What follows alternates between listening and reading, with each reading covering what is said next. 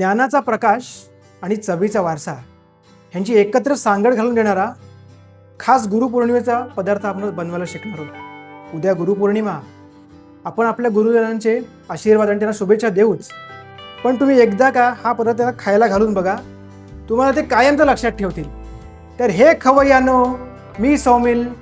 आज आपण बनवायला शिकणार आहोत पंजिरी. तर त्याला लागणारं साहित्य बघूया आपण. त्यासाठी काजू, पिस्ता, मनुके, बदाम, खसखस, डिंक, वेलची पावडर, सुंठ पावडर, बेसन, गव्हाचं पीठ, साजूक तूप आणि गूळ पावडर. तर आता आपण कृती बघूया. एका पॅनमध्ये साधारण जाड बुडाचा पॅन घ्यायचा, जेणेकरून आपले हे करपणार नाहीत. खसखस लवकर भाजली जाते, म्हणून आपण खसखस ड्राय रोस्ट करणार आहोत. पहिले मंद गॅसवर व्यवस्थित भाजून घ्यायचे, खरपूस. वेळ गेला तरी चालेल, पण सावकाशीने भाजायचा, आरामात करायचा पदार्थ.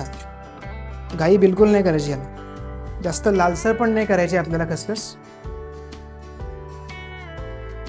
त्याचा क्रॅकलचा आवाज येतो लगेच.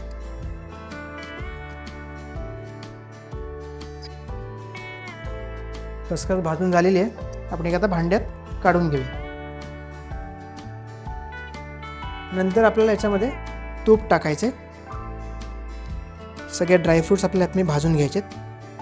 तूप टाकायला बिलकुल कंजूशी करायची नाही. आपण एक एक करून सगळे ड्रायफ्रूट यात टाकून घेऊया. काजू झाले, नंतर पिस्ता,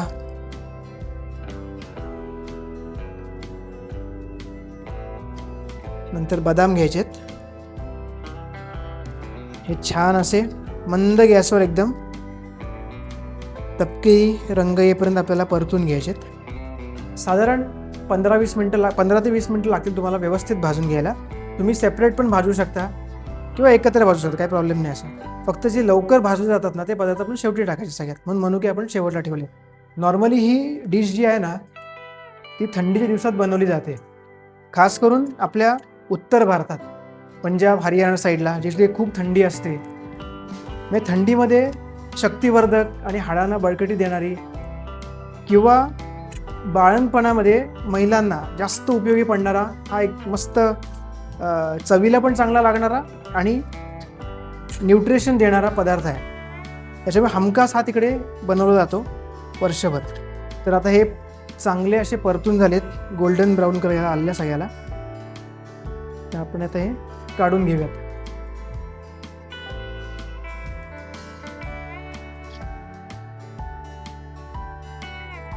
त्यानंतर मनुके टाकायचे आपल्याला.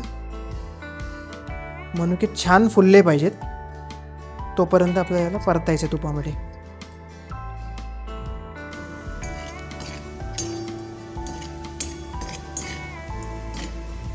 मनुके पण झालेले आहेत, त्यामुळे आता काढून घेऊयात.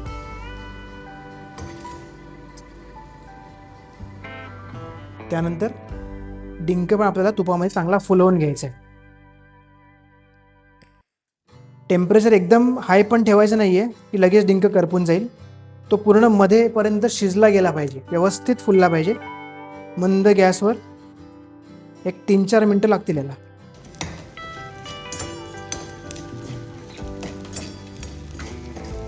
हळूहळू डिंक आता फुलायला लागला आहे, पण थोडा गॅस जरा मंदच ठेवा, नाही तर करपून जाईल. बघा, डिंक छान एकदम फुलला आहे, मस्त पूर्णपणे फुललेला आहे. बघा, तुम्ही दाबून भेटलं तर पूर्ण त्याचा चुरा होतोय. म्हणजे डिंक पूर्ण फुलला आहे, त्यामुळे लगेच आता काढून घेऊयात. नंतर यात परत थोडं तूप टाकायचं आपल्याला. त्याच्यामध्ये आपल्याला बेसन आणि गव्हाचं पीठ हे भाजून घ्यायचं आहे. एक प्रो टिप सांगतो गव्हाच्या पिठाबद्दल. पीठ एकदम बारीक नसलं पाहिजे, थोडंसं कोर्स आपल्याला जात्यावर दळलं ना तर एकदम बेस्ट. बारीक असेल तसं वरती आपल्याला टाळूला चिटकतं ते. कधी तुम्ही बेसनचा लाडू खाल्ला असेल ना, म्हणजे नुसता बेसनचा लाडू, तर वरती लागतो आपल्याला तो. तर थोडंसं भरभरीत पीठ ठेवायचं. तर आता सगळ्या ड्रायफ्रूट्स आणि डिंक आपलं भाजून झालेलं आहे, तर थोडा वेळ थंड करूयात. तोपर्यंत आपण गव्हाचं पीठ आणि बेसन चांगलं भाजून घेऊयात. तोपर्यंत हे थंड पण होईल आणि मग मिक्सरमधनं थोडंसं कोर्स असं जाडसर दाताला लागलं पाहिजे असं आपल्याला वाटून घ्यायचं. तर नंतर याच्यामध्ये आपल्याला गव्हाचं पीठ टाकायचं.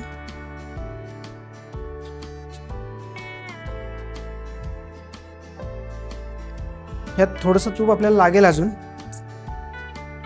तूप टाकून घेऊया जरा.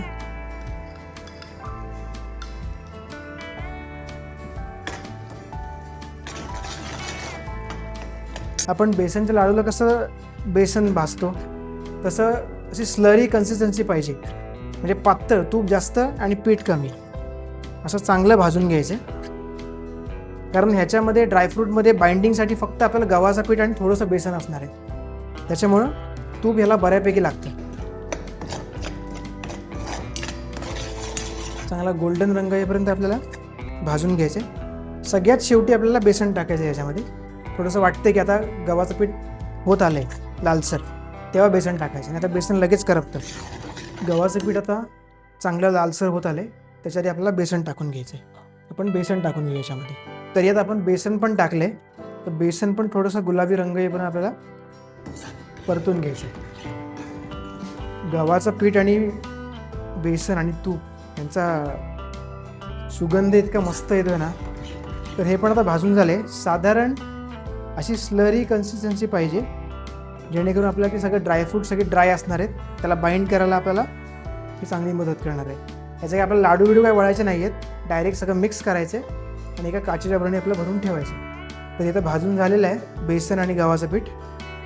तर त्याच्यामध्ये पण गूळ टाकून घेऊयात.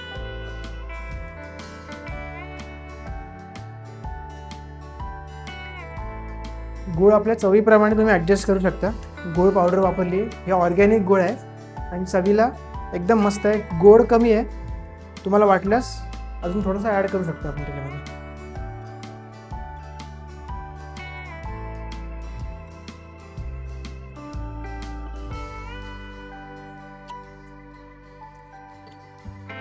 गूळ चांगला मेल्ट झाला की बारीक केले ड्रायफ्रूट सगळे आपल्याला मिक्स करून घ्यायचे. मग त्यानंतर वेलची पावडर, सुंठ पावडर ते पण आपल्याला टाकायचे. हे ड्रायफ्रूट आपण भाजून घेतलेले ना तुपामध्ये, त्याचे बारीक वाटून घेतले. पल्स मोडला आपल्याला ते मिक्सरला वाटून घ्यायचे. जाडसर थोडेसे दाणे अख्खे चालतील, काही प्रॉब्लेम नाही. आता हे सगळं एका पातेल्यात काढून घ्यायचे. त्यातमध्ये आपल्याला गुळाचं मिश्रण टाकून चांगलं एकजीव करून त्यात सुंठ पावडर आणि वेलची टाकायची. ओके, यात मी आता काढून घेतो.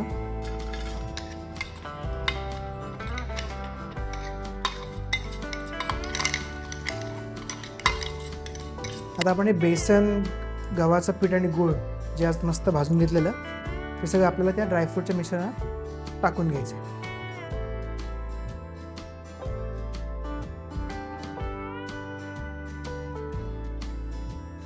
तर याच्यामध्ये आपल्याला आता वेलची पावडर आणि सुंठ पावडर टाकून घ्यायची. याच्यामध्ये आपल्याला वेलची पावडर चवीपुरती, तुम्हाला जेवढी आवडत असेल तेवढी टाकायची. पण सुंठ पावडर मात्र एकदम 2 चमचे भरून टाकायचे, कारण आपल्याला हे पौष्टिक पण बनवायचे आणि याला सुंठामध्ये आपल्याला ताकद पण चांगली येणार आहे. तर हे सगळं आता एकजीव करून घेऊयात. जरा मिश्रण गरमच आहे, गरम गरम आपल्याला एकजीव करून घ्यायचं आहे. जे जिमला जातात त्यांच्यासाठी एकदम प्रोटीन बारचं काम करणार आहे. तर हे तयार झालेलं आहे. यात आपण एका काचेच्या बरणीत काढून घेऊयात.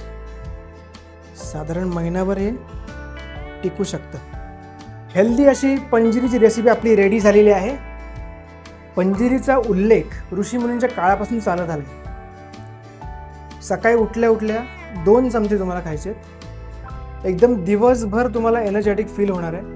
वजन बिलकुल वाढणार नाही, त्याची काळजी बिलकुल करू नका. आणि रेसिपी आवडली असेल तर लाईक, शेअर, सबस्क्राईब. पण लक्षात राहू द्या, आरोग्यम धनसंपदा.